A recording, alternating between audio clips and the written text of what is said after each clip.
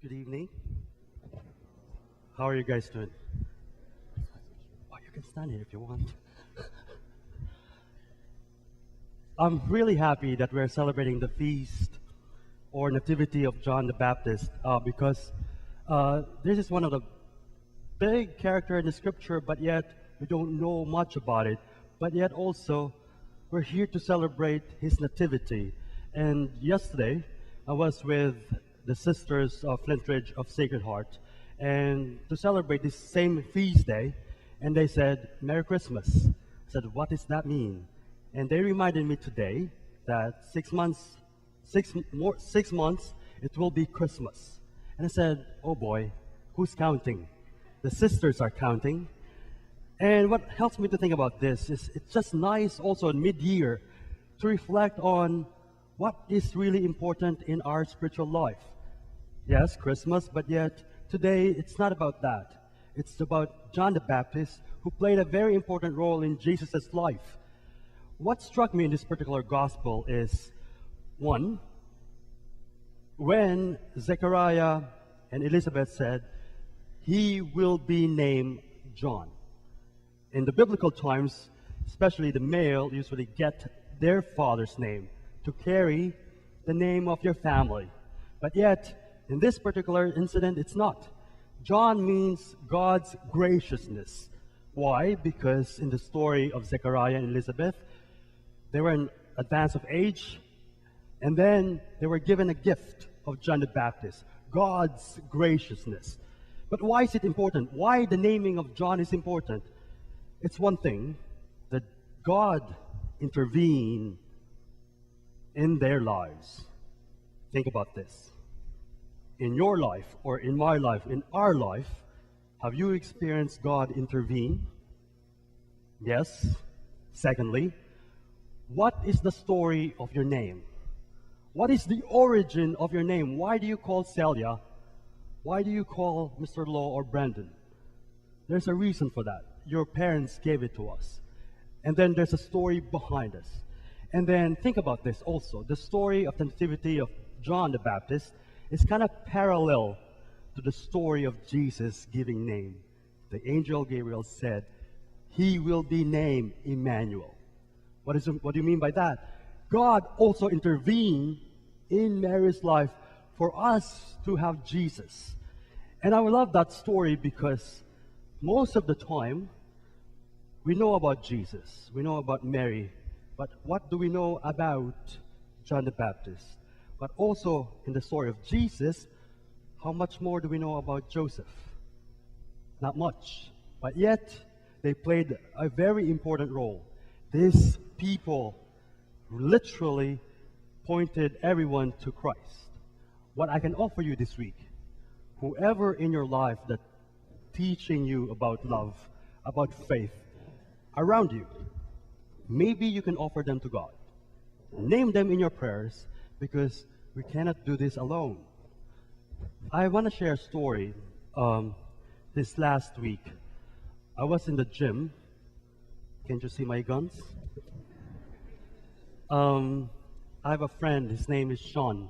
I got to know him because he needs a little help walking around different machines to another. Sean is a big guy, but Sean is a blind man. Was born blind, but yet he is in LA Fitness. I won't tell you where LA Fitness it is. He is in LA Fitness mostly every other day. And then in my section, I was there by myself. And then he came and is struggling to find the machines. And then I said, "Do you need help?" He said, "Yes, I do." And the first thing he said to me, "My name is Sean. What is your name?" I love that because an introduction right away.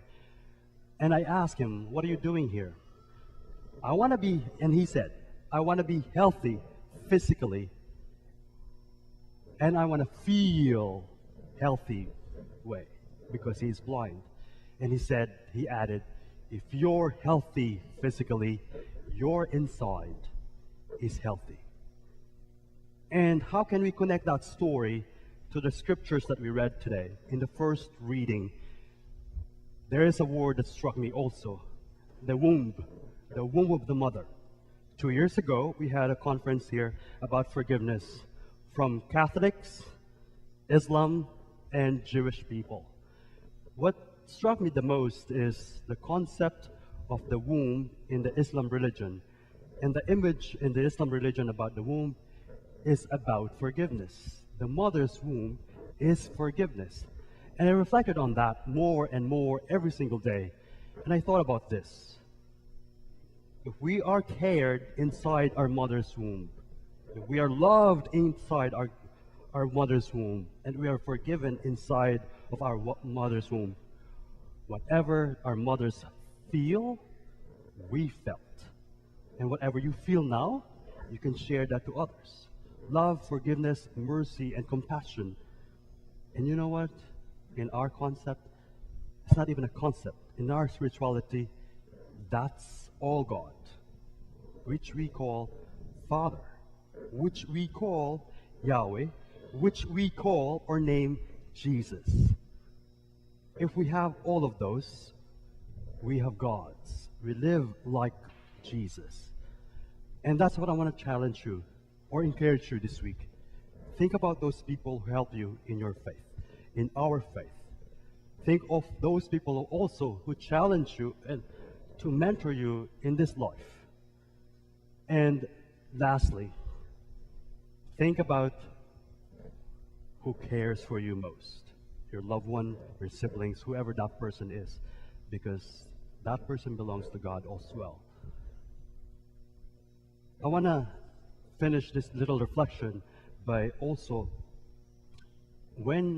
asking you, when you pray, be honest with God.